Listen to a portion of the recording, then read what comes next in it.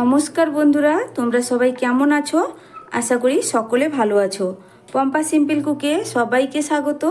আজকে আমি তোমাদের সঙ্গে দুর্দান্ত একটা স্ন্যাক্সের রেসিপি শেয়ার করব, যেটা বানাতে খুবই সহজ, খেতে কিন্তু অসাধারণ টেস্ট। উপর থেকে ক্রিপসি আর ভেতরে খুবই সুস্বাদু একটা পুর। আমি কিভাবে আজকের এই স্ন্যাক্সটা বানিয়েছি তোমাদের সঙ্গে অবশ্যই শেয়ার করব। তার আগে বন্ধুরা, তোমাদের কাছে একটা অনুরোধ, তোমরা ভিডিওটা দেখার সময় একটা লাইক দিয়ে ভিডিওটা দেখবে আর ভিডিওটা ফুল ওয়াচ করে দেবে, এইটাই আমার অনুরোধ। তাহলে চলো, খুবই টেস্টি এবং কয়েকটা মাত্র উপকরণ দিয়ে কিভাবে আমি এই স্ন্যাক্সটা বানিয়েছি তোমাদের সঙ্গে শেয়ার করি। প্রথমেই দেখো, আমি একটা থালার মধ্যে নিয়ে নিয়েছি 3টে আলু। তো এখানে আলুগুলোর সাইজটা কিন্তু একটু বড় আছে, খুব বেশি ছোট নয়। কিন্তু এই আলুটাকে আমি একটা গ্রেটারের সাহায্যে গ্রেট করে নেব। তোমরা চাইলে হাতেও ম্যাশ করে নিতে পারো। এবার দেখো, আমি আলুটাকে প্রথমে গ্রেট করে নিই।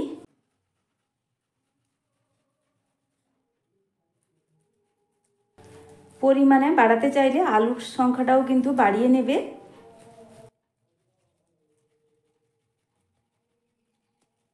এটা কিন্তু সেদ্ধ আলু, তোমাদের কিন্তু এটা বলা হয়নি, তো তোমরা দেখে নিশ্চয়ই বুঝতে পারছো আলুটা কিন্তু আমি এখানে সেদ্ধ আলুই নিয়েছি। দেখো, এখানে আলুটা কিন্তু আমার গ্রেট করা হয়ে গেল। 3টে আলুই ভালোভাবেই গ্রেট করে নিয়েছি। দেখো, সেদ্ধ আলুটা গ্রেট করে নেওয়ার পর আমি সাইডে সরিয়ে দিয়েছি। তারপরেই দেখো, আমি এখানে নিয়ে নিয়েছি গাজর। তো গাজরের সাইজটা এখানে খুবই বড় ছিল, তার জন্য কিন্তু আমি অর্ধেক পরিমাণ কেটেই নিয়ে নিয়েছি। তারপরে ধুয়ে কিন্তু পরিষ্কার করে খোসা ছাড়িয়ে ধুয়ে নিয়ে নিয়েছি। এবার গাজরটাকেও সমানভাবে আমি গ্রেট করে নেব।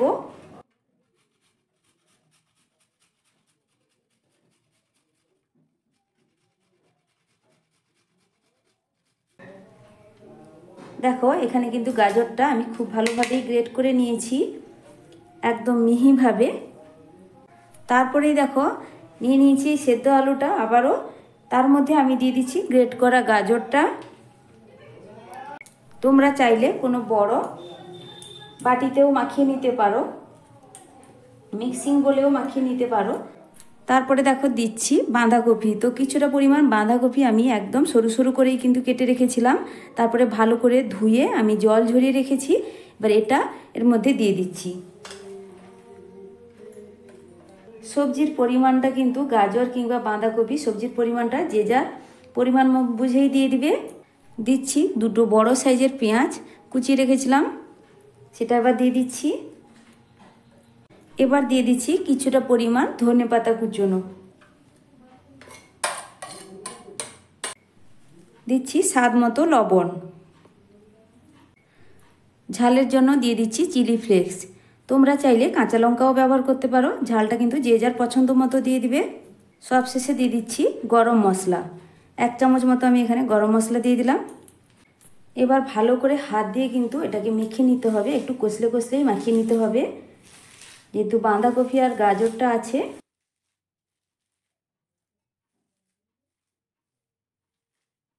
তোমরা চাইলে কিন্তু এখানে হলুদের ব্যবহার করতে পারো, আমি আর এখানে হলুদের ব্যবহার করলাম না।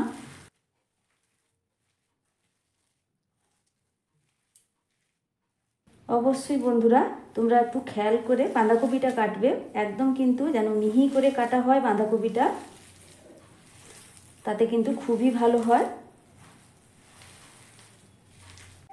দেখো, এখানে কিন্তু খুব সুন্দর করেই আমার মাখানো হয়ে গেছে। তারপরে এটাকে আমি একটা সাইডে সরিয়ে রেখে দিলাম। তারপরেই দেখো, আমি এখানে নিয়ে নিয়েছি একটা বড় বাটি। তো সেই বাটির মধ্যে আমি প্রথমে দিয়ে দেব ময়দা। দেখো, এখানে আমি ময়দা নিয়েছি পুরো ভর্তি ভর্তি করে, কিন্তু 1 বাটি ময়দা। 1 বাটি ময়দার জন্য দিয়ে দিচ্ছি পরিমাণ মতো লবণ। খুব বেশি কিন্তু লবণ দেওয়ার দরকার নেই, একটু লবণটা কমিয়ে দিলেই কিন্তু ভালো হয়। তারপরেই দেখো, আমি এখানে নিয়েছি গুঁড়ো দুধের প্যাকেট। এবার এই গুঁড়ো দুধটা পুরোটাই আমি দিয়ে দিলাম। এটা কিন্তু 10 টাকা দামের প্যাকেট। দিচ্ছি সামান্য একটু লঙ্কার গুঁড়ো, দিচ্ছি 1/2 চামচ চিনি। চিনিটা অপশনাল, তোমরা নাও দিতে পারো। এবার দেখো, সব কিছু কিন্তু আমি প্রথমে ভালো করে মিশিয়ে নিচ্ছি। ভালো করেই কিন্তু আমার এখানে মেশানো হয়ে গেছে।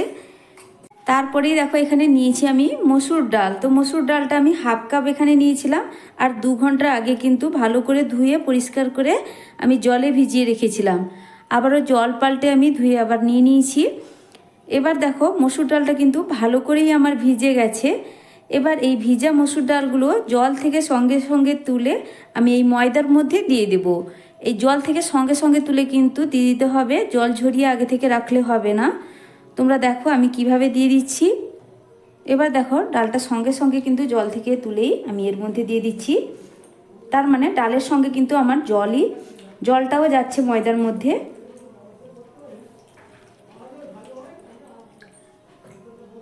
খুব বেশি জল না, কিন্তু ওই ডালটা তোলার সময় যতটা পরিমাণ জল থাকছে সেই জলটাই কিন্তু এর মধ্যে দিয়ে দিলাম। এবার দেখো ডালটা ময়দার সঙ্গে ভালো করে কিন্তু আমি মিশিয়ে নিচ্ছি। এতে কি হবে, ডালের গায়ে কিন্তু ময়দাটা ভালোভাবেই কোট হয়ে যাবে। দেখো এখানে কিন্তু খুব সুন্দরভাবে ডালটা ময়দাটা ডালের গায়ে কোট হয়ে গেল। এবার আমি একটা ছাঁকনির মাধ্যমে ময়দাটাকে কিন্তু আমি চেলে নেব আর ডালটাকে আলাদা করে নেব।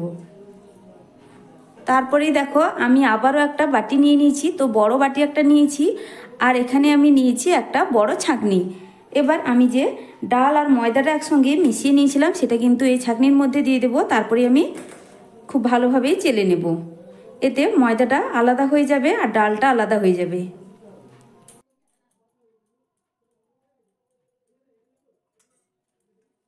দেখো এখানে আমি ভালো করেই কিন্তু চেলে নিয়েছি, চামচে ঠিক করে হলো না বলে আমি হাত দিয়ে এইভাবে ঘুরিয়ে ঘুরিয়ে ভালোভাবেই চেলে নিয়েছি। এবার এটাকে একটা আলাদা পাত্রে আমি ঢেলে নেব।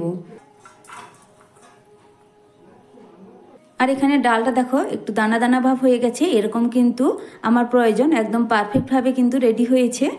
আর এক্সট্রা যে ময়দাটা যেটা ঝরে পড়েছে সেটা দেখো একদম শুকনো ঝরঝরে আছে।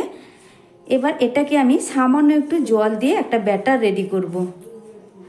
একটু মোটা ধরনের ব্যাটারটা রেডি করতে হবে, অল্প অল্প করে জল দিয়ে কিন্তু ব্যাটারটা রেডি করতে হবে, যেহেতু এটা ঘন হবে। খুব বেশি প্রথমে জল পড়ে গেলে কিন্তু ব্যাটারটা পাতলা হয়ে যাবে, সেক্ষেত্রে কিন্তু একদমই ভালো হবে না।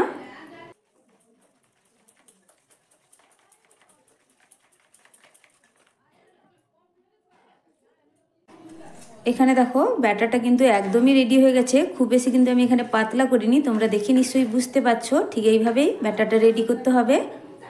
তারপরে স্ন্যাক্সগুলো আমি একে একে রেডি করে নেব। আমি যে আলুটা আগে থেকে মশলা দিয়ে মাখিয়ে রেখেছিলাম, এই আলুটা থেকে কিছুটা পরিমাণ আলু প্রথমে আমি নিয়ে নিলাম। তোমরা সাইজে বড় বানাতে চাইলে বড় করে আলুটা নিয়ে নিবে। তো দেখো আমি ঠিক এতটা করে নিয়ে নিচ্ছি। আমি স্ন্যাক্সগুলো একটু মাঝারি সাইজের বানাবো, তো এতটা পরিমাণ আলু প্রথমে নিয়ে একটু হাতে একটু গোল শেপ দিয়ে দিচ্ছি। তারপরে দেখো আমি এখানে যে ময়দার গোলাটা রেডি করেছি তার মধ্যে প্রথমে দিয়ে দেব। আর এখানে ডাল আর ময়দাটাকে যে একসঙ্গে মিশিয়ে রেখেছিলাম, এবার এর মধ্যে একটু কোট করে দিতে হবে। একটা কিন্তু আমার রেডি হয়ে গেল, আমি এটাকে একটা প্লেটের মধ্যে রেখে দিচ্ছি। সবগুলো কি কিন্তু আমি একইভাবেই বানিয়ে নেব।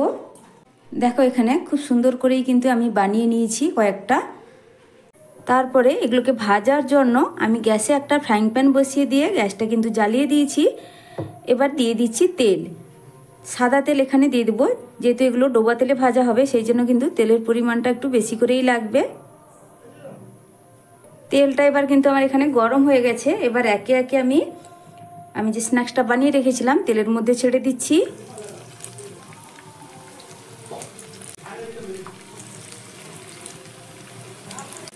দেখো এখানে আমি 4টে স্ন্যাক্স ছেড়ে দিয়েছি, এর থেকে বেশি কিন্তু দেব না আমি। এবার দেখো এই গরম তেলটা উপর থেকে আমি এইভাবে দিয়ে দিচ্ছি, যাতে উপর দিকটাও ভাজা হয়ে যায়। এগুলো ভাজতে একটু সময় লাগে বন্ধুরা, একটু সময় দিয়ে কিন্তু এগুলো ভেজে নিতে হবে। এইভাবে গরম তেল প্রত্যেকটার উপর আমি এইভাবে দিয়ে দিচ্ছি। এক পিঠ হালকা একটু ভাজা হলে আমি এগুলোকে কিন্তু উল্টে দেব। গ্যাসের ফ্লেমটা কিন্তু আমি মিডিয়ামে রেখেছি, প্রথমে হাইতে রেখেছিলাম, তারপরে এগুলো তেলের মধ্যে ছেড়ে দেওয়ার পর আমি কিন্তু গ্যাসের ফ্লেমটা মিডিয়ামে করে দিয়েছি। এবার দেখো খুব সাবধানে আমি একে একে উল্টে নিচ্ছি। তো যেহেতু তেলের পরিমাণটা বেশি আছে সেই জন্য কিন্তু খুব সাবধানে এগুলোকে উল্টে নিতে হবে, না হলে কিন্তু তেলটা ছিটিয়ে যেতে পারে।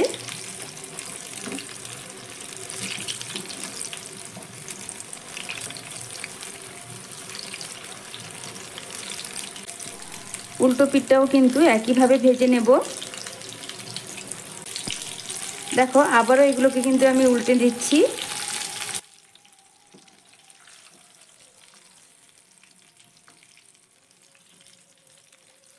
এটা ভীষণই টেস্টি একটা স্ন্যাক্স বন্ধুরা, একবার হলেও বাড়িতে বানিয়ে দেখো, খুবই ভালো লাগবে। মাত্র কয়েকটা উপকরণ দিয়ে কিন্তু এটা বানানো যায়। দেখো উল্টে দেওয়ার পরও উল্টো পিঠটাও হালকা লালচে হয়ে গেছে। এইভাবে উল্টে পাল্টে আমি লালচে করে ভেজে নেব। যেহেতু এখানে মসুরের ডালটা আছে, ভীষণই টেস্টি হবে আর উপর থেকে ক্রিস্পি ভাব থাকবে। অসাধারণ লাগে এই স্ন্যাক্সটা। এটা কিন্তু একদম ভিন্ন স্বাদের একটা রেসিপি। দেখো এখানে কিন্তু আমার খুব সুন্দর করেই ভাজা হয়ে গেছে, কালারটা কিন্তু চেঞ্জ হয়ে গেছে। এর থেকে আর আমি কড়া করে ভাজবো না, এবার এগুলোকে আমি তুলে নিচ্ছি। একইভাবে বাকিগুলো আমি ভেজে নেব, তারপরে তোমাদের কাছে ফিরে আসছি। দেখো এখানে সব কটা ভেজে নেওয়ার পর আমি এখানে একটা প্লেটে সার্ভ করে নিয়েছি। এটা দেখতে কতটা সুন্দর হয়েছে, ভীষণই লোভনীয় আর খেতেও কিন্তু অসাধারণ লাগে। আর উপর থেকে এটা ক্রিস্পি হয়, ভেতরে তো আলুর পুর। আমি তোমাদের একটু দেখাচ্ছি, দেখো শব্দটা শুনে নিশ্চয়ই বুঝতে পারবে। প্রত্যেকটা কিন্তু খুব সুন্দরভাবেই আমার রেডি হয়েছে। একটা আমি তোমাদের ভেঙেও দেখাচ্ছি।